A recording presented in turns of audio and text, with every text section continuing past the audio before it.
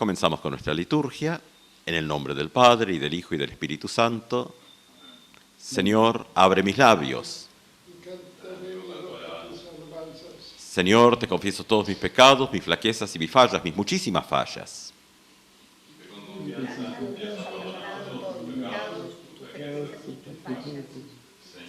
te confieso todos mis pecados, mis flaquezas y mis fallas, mis muchísimas fallas. Vive con confianza, Dios ha perdonado todos tus pecados, tus flaquezas y tus fallas. Gloria sea al Padre, y al Hijo, y al Espíritu Santo, como era al principio, es ahora y será siempre, por los siglos de los siglos. Amén. Y escuchamos la lectura para este domingo, San Lucas capítulo 12, versículos 49 al 56. Dice así. La lectura se encuentra en la página 1510 de las Biblias y dice así: Yo he venido a traer fuego sobre la tierra, y cómo desearía que ya estuviera ardiendo. Tengo que recibir un bautismo, y qué angustia siento hasta que esto se cumpla plenamente. ¿Piensan ustedes que he venido a traer la paz a la tierra? No, les digo que he venido a traer la división. De ahora en adelante, 5 miembros de una familia estarán divididos, 3 contra 2 y 2 contra 3. El padre contra el hijo y el hijo contra el padre, la madre contra la madre y la hija contra la madre, la suegra contra la nuera y la nuera contra la suegra. Dijo también a la multitud: Cuando ven que una nube se levanta en occidente, ustedes dicen enseguida que va a llover. Y así sucede. Y cuando sopla viento del sur, dicen que hará calor. Y así sucede. Hipócritas, ustedes saben discernir el aspecto de la tierra y del cielo. ¿Cómo entonces no saben discernir el tiempo presente? Es palabra inspirada por Dios.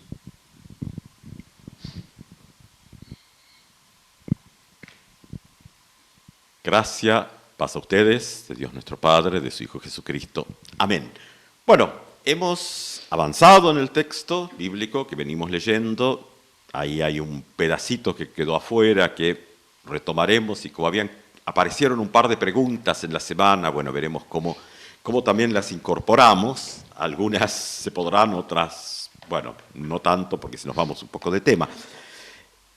Nuestro texto de hoy, en este 9º domingo después de la fiesta de la Santísima Trinidad, es de los textos que resultan un poco extraños a lo que al menos tenemos como construcción de nuestra idea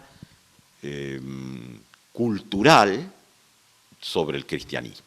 Y ese es algo que, bueno, ya el domingo pasado apareció esto del Evangelio como algo disruptivo, al menos donde cambian los modelos, donde aparecía eso un poquito antes, ¿no? En los versículos 35 en adelante del mismo capítulo 12, donde aparece esta cuestión de los dichos, estos logion, los dichos de Jesús, que no es la colección de dichos, sino dichos que la comunidad recuerda y trae.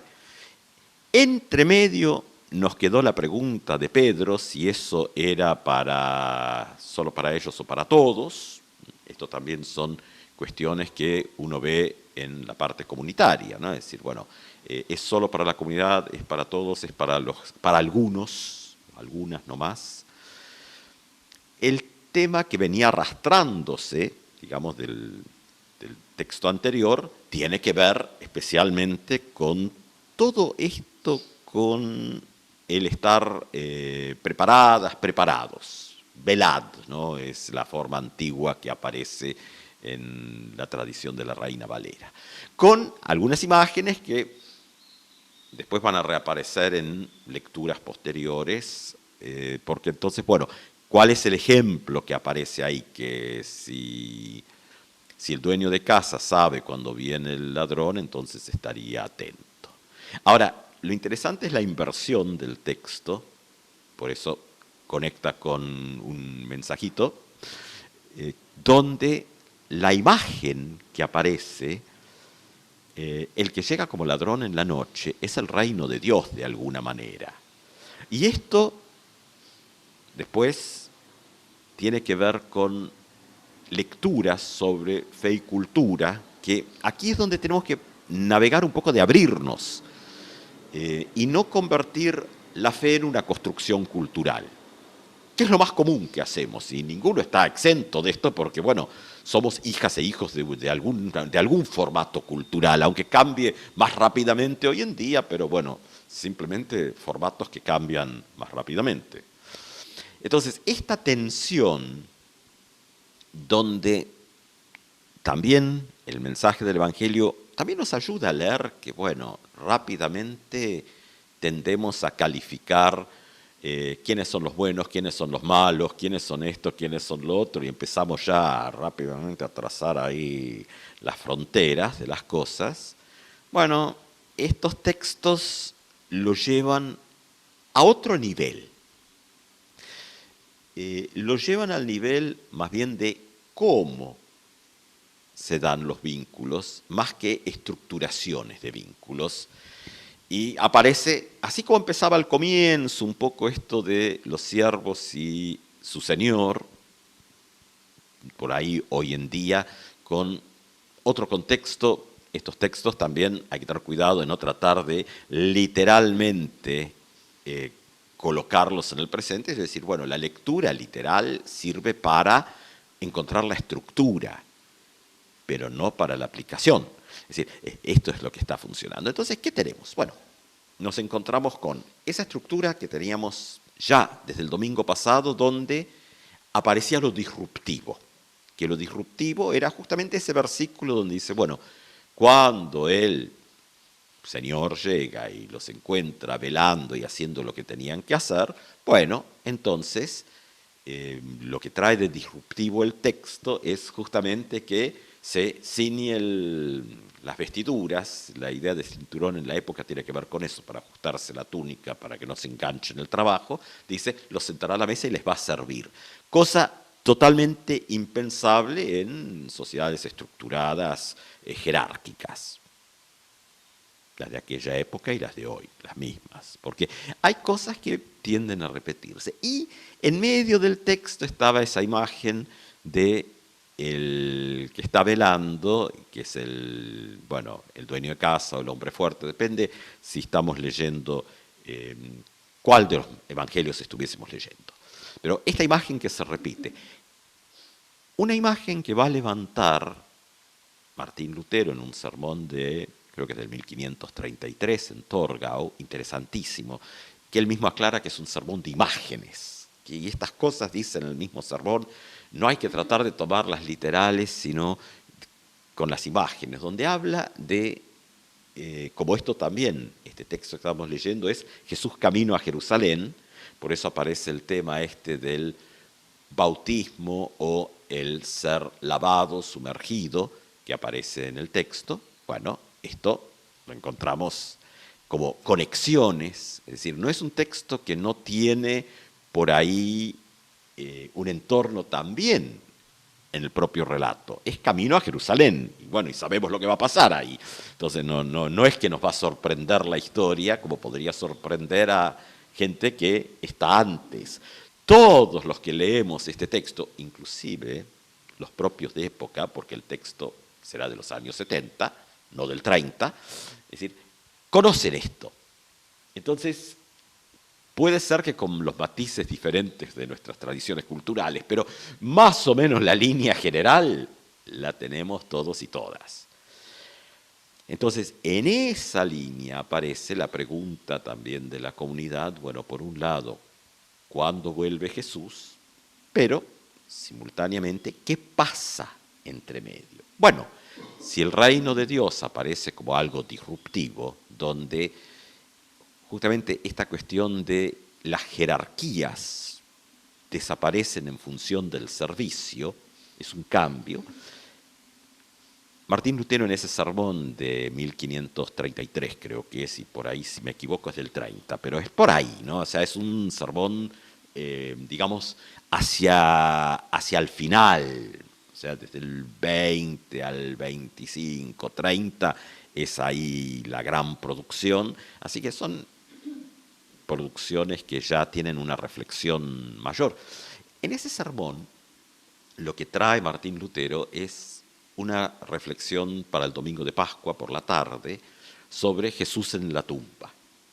O sea, aunque es Pascua, está hablando del sábado. Entonces, con imágenes, basado un poco en esto, en el anterior, no en el de hoy, con el tema de el que irrumpe y rompe las paredes, toma la imagen y dice, bueno, mientras Jesús está en la tumba, desciende a los infiernos, lugar de los muertos, como quieran traducir, tomando el credo apostólico, no tomando el credo. Dice, desciende, y las imágenes que trae son bellísimas. Dice, irrumpe, no es que simplemente esta imagen, bueno, a veces decimos descendió, entonces nos imaginamos algo así que como que va bajando despacito, despacito, despacito. No, como que irrumpe, rompe las puertas, tira, lo agarra a la figura del diablo totalmente desprevenido, lo ata y se lleva a los suyos. Ahora, lo interesante de la imagen es que en esa imagen el infierno queda sin puertas, todo destruido. Entonces, bueno, uno puede después seguir pensando en que al tener esto roto, las posibilidades son muchas.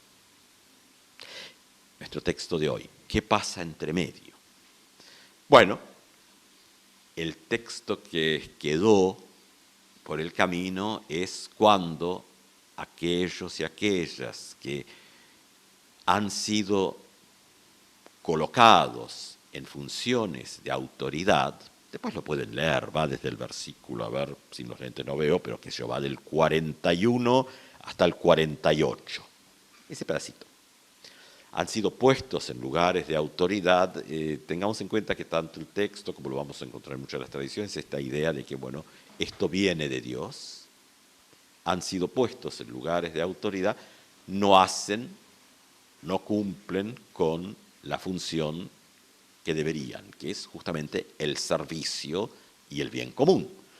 Es decir, esto de que mientras más lugar de autoridad se ha dado, más responsabilidades para cumplir con el servicio.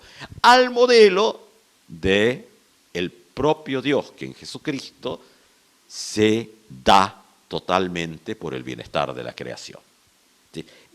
Esto es algo como que se va transmitiendo a través de la mirada. Claro, es totalmente inverso al mundo jerarquizado. Mientras más arriba, todos a servicio del rey. No la mirada desde la cruz, justamente, que es Dios que se da plenamente en su Hijo y Dios que da plenamente la continuidad en el Espíritu Santo.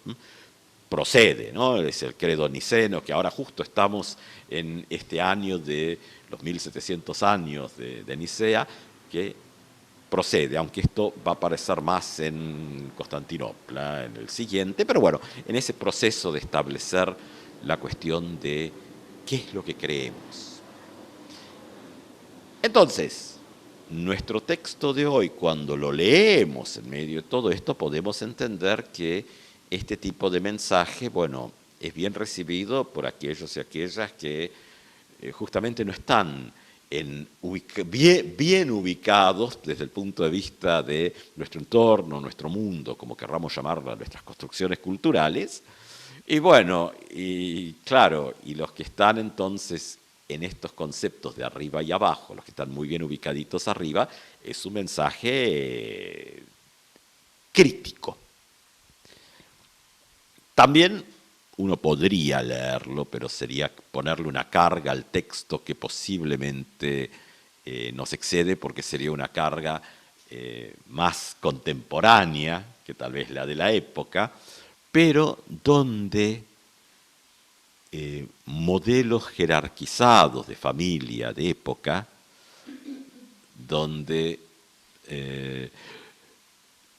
aquellos que tienen lugares jerárquicos ganados por el paso del tiempo, porque el único mérito de mucha gente es simplemente el paso del tiempo. A ver, claro, a un lado, donde alguno te dice, bueno, pero yo con la edad que tengo, a mí me toca ahora. Bueno, si sirviese para algo puede ser, pero si no, y no. Pero bueno, todavía estas cuestiones culturales, que son los modelos de la construcción humana, para Martín Lutero, producto justamente del servo-arbitrio y del pecado, es decir, están en pugna con esta imagen de reino de Dios que llega a través de Jesucristo y que solo se percibe a partir del Cristo crucificado. Por eso no hay otro acceso en la lectura cristiana a Dios sino por el Cristo crucificado, es decir, donde Dios totalmente se brinda, esa figura del texto anterior, el dueño de casa, el señor que se arremanga la ropa y se pone a servir. Bueno, y lo tenemos en nuestros gestos litúrgicos inclusive, el repetir el pan, el vino, en la comunión, es Dios que se da. Ahora, ¿cómo esto choca entonces con nuestro entorno? Bueno, aún las culturas que intentan estructuras más democráticas chocan con esta cuestión muy humana, donde, bueno, los que están de alguna manera más arriba, es decir, esperan que los demás más bien estén a su servicio, y no esta idea de, que inclusive lo tenemos en nuestro hablar, hablamos del Estado, hablamos de todo y decimos servidor público. Bueno, el problema es que a veces el servidor público se sirve a sí mismo y a sus amigos, ¿no? Y no justamente a la polis, a la gente. Bueno, ahí está la tensión. Y esto ocurre en la sociedad, ocurre en la iglesia, sí, especialmente, porque encima ahí hay una especie de mantos piadosos que en el campo más del Estado y más público, las leyes, bueno, está más claro. El otro se tapa con ciertos mantos piadosos para poder seguir manteniendo ese tipo de estructuras. En lugar de decir, bueno, ¿dónde estamos al servicio? Y ahí se produce la crisis. Entonces, el fuego, que aquí, bueno, hay intérpretes que hablan del espíritu, sin duda, pero probablemente este fuego es mucho más básico, ¿eh? Es simplemente lo que entra y arrasa con algo que está construido no de una manera a imagen del reino de Dios, sino a imagen del egoísmo humano. Esa es la tensión. Lo que pasa es que muchas veces, y ahí para pegar la vuelta, nuestras construcciones culturales de la fe están mucho más arraigadas en las estructuras jerárquicas del poder que en el Evangelio. Bueno, y ahí es donde esto nos sacude, nos hace preguntarnos qué es lo que esta totalidad que llamamos reino de Dios, que es una imagen, por supuesto, nos pregunta y de alguna manera nos interpela con respecto a nuestras vidas, a nuestras estructuras, a nuestras comunidades, a cómo miramos al mundo y a los demás cada día. Que estos textos nos acompañen justamente en la reflexión de poder repensarnos como comunidades, como espacios de anuncio y de esperanza en medio de un mundo que se resiste especialmente a todo esto.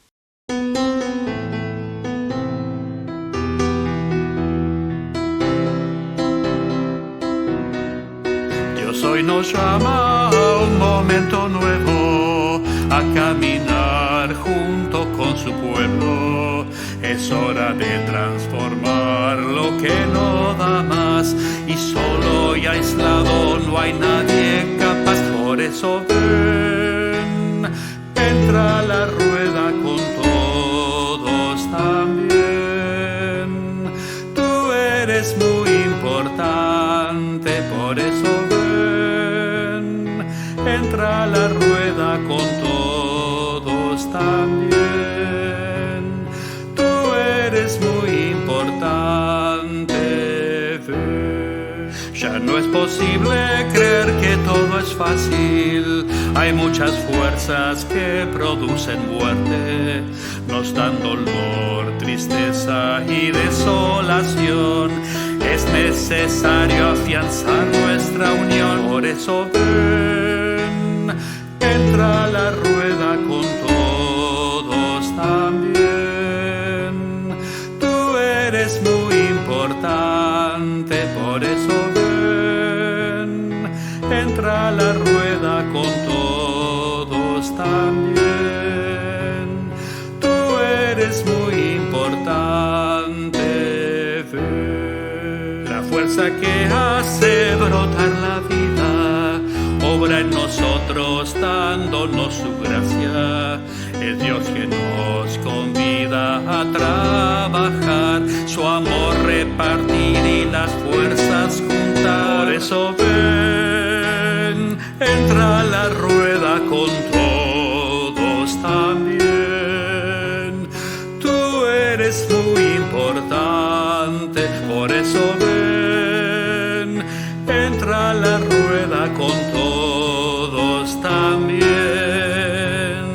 Tú eres muy importante, por eso ven.